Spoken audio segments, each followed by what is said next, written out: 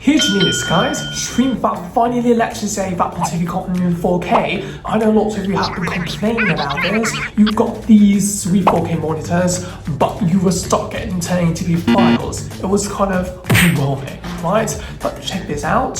Version 6.2.6.6 just dropped, and they quietly added support for keeping 4K HDR10 Plus and Dolby Vision videos. I tested it on a few shows, and the quality is insane. Want to know how to enable it?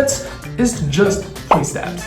Step 1, the version matters. Open up StreamFab and hit check for updates. You need to be on version 6.2.6.6 or higher, otherwise you won't see the 4K option at all. Step 2, find your content. Go into the Apple TV module, log in, and pick any movie or show marked as 4K. Let it analyze for a second, and boom, check the pop-up.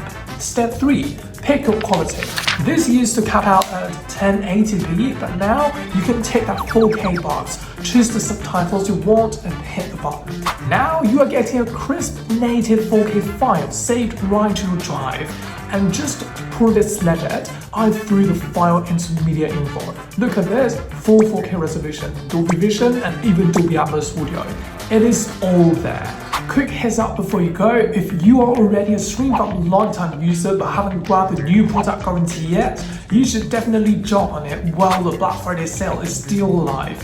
It covers you for future modules so you don't have to pay extra down the road.